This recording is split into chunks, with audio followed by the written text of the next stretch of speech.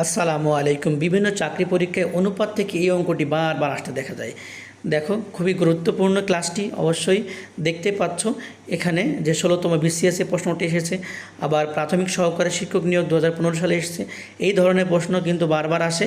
আজকে এমন ট্রিক্স শেখাবো, এই ধরনের অঙ্ক কোনো তোমার কাছে কোনো ব্যাপারই হবে না। হ্যাঁ, দেখো দেওয়া আছে এ অনুপাত বি সমান 4:7, বি অনুপাত সি সমান 5:6 হয়, তবে এ অনুপাত বি অনুপাত সি এর মান কত। এখানে এভাবে আসতে পারে যে ক খ গ, এভাবে আসতে পারে রহিম করিম সলিম হিসেবে আসতে পারে।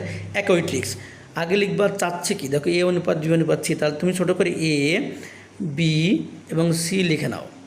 এবার দেওয়া আছে কি এ অনুপাত বি সমান 4:7, তাহলে এ এর নিচে লিখবা 4 আর বি এর নিচে লিখবা 7, পরেরটা সিটা থাকবে না। পরে দেখো দেওয়া আছে বি অনুপাত সি সমান 5:6, তাহলে পরের লাইন লিখবা বি এর নিচে সোজা লিখবা 5 আর সি এর নিচে সোজা লিখবা 6। এবার দেখো দুইটা জায়গা খালি আছে, এই একটা জায়গা খালি আর এখান থেকে এই একটা জায়গা খালি। দেখো খালি জায়গা পূরণ হবে ডানে অথবা বামের সংখ্যা দিয়ে। মনে রাখবা খালি জায়গাটি ডান এবং বামের সংখ্যা। এখন দেখো সি এর নিচে এখানে ফাঁকা আছে, এখানে বামে কি আছে 7, তাহলে আমরা এখানে 7 দিয়ে দেবো। একইভাবে দেখো যে এখানে যেটা এখানে কি আছে ডান দিকে 5, তাহলে আমরা এখানে 5 দিয়ে পূরণ করব। এখন ওপর নিচে গুণ করলে শেষ।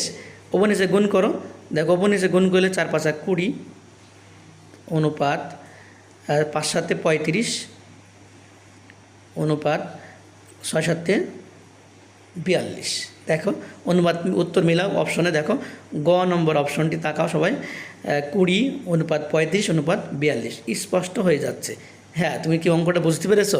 অবশ্যই বুঝতে পেরেছো আমার মনে হয়।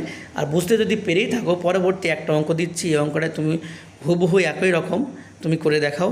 যদি তুমি বুঝে থাকো তাহলে এই অঙ্কটির সমাধান তুমি করে দেখাও এবং কমেন্টে উত্তর দিবা এর উত্তরটা কত হয়। ক্লাসটি যদি ভালো লেগে থাকে অবশ্যই কমেন্টে জানিয়ে দিবা, তোমার বন্ধুকে মেনশন করবা এবং শেয়ার করে ছড়িয়ে দেবা। ধন্যবাদ।